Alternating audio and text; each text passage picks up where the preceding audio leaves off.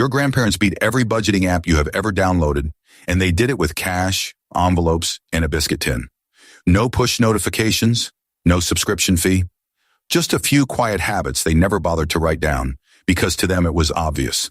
In 2025, we have apps that track every penny, sync to every bank, and ping us when we overspend. And yet loads of us still feel skint by the 20th of the month. So today I want to dig up the old tricks that still work and honestly beat the shiny stuff.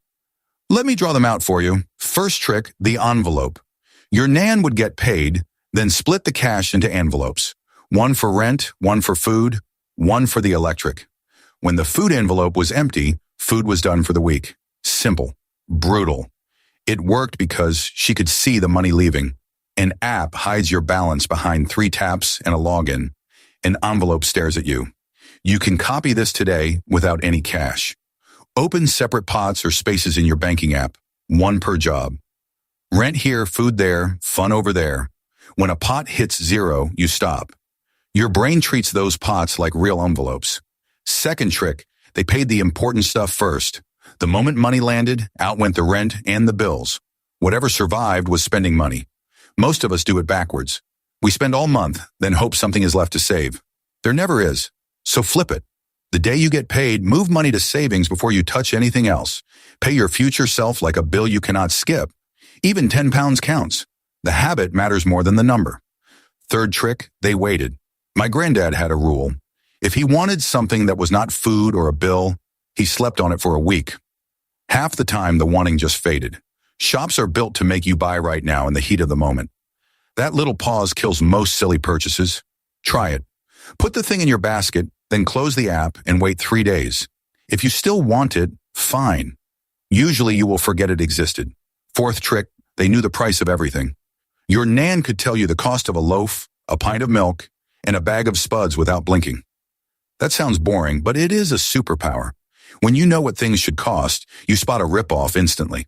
Apps round everything into neat little pie charts. Real awareness comes from noticing prices with your own eyes.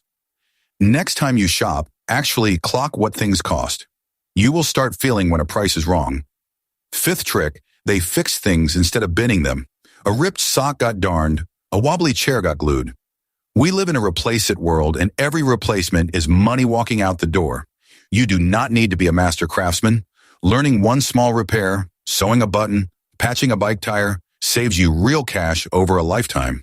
Sixth trick, they use cash for the fun stuff. Here is the clever bit. Bills went automatic, but treats came out of a physical tin. Spending real notes hurts a little. You feel it leave your hand. Tapping a card feels like nothing, which is exactly why we overspend on it. Studies back this up. People spend more when they tap than when they hand over notes. So for your weakness, whether that is takeaways or coffees, try pulling out cash each week and letting that be the limit. When it is gone, it is gone. Seventh trick, they never borrowed for things that shrink. Your grandparents would borrow to buy a house because a house tends to hold value. They would not borrow to buy a telly or a holiday. If it loses value the moment you own it, they paid cash or they waited. That one rule dodges a mountain of interest. Debt for something that grows can make sense. Debt for something that shrinks is just paying extra to have it sooner. Eighth trick, they kept a rainy day tin, not an investment, not a clever account, just money set aside for when the boiler dies. And boilers always die. Having a small buffer meant one bad week did not become a spiral of borrowing.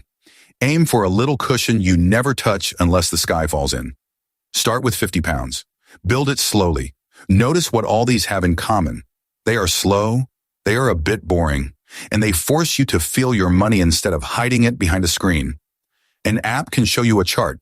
It cannot make spending hurt, and it cannot make you wait. That feeling is the whole trick. Your grandparents were not smarter than us. They just could not outsource the discomfort to a phone. So they built the discomfort into the habit. Here is your takeaway. Pick one, just one. Split your money into pots, pay yourself first the day you get paid, or use cash for your one big weakness this week. Do that for a month and you will feel the difference before any app ever tells you. If old school money sense like this is your thing, subscribe and I will keep drawing them out for you, one biscuit tin at a time.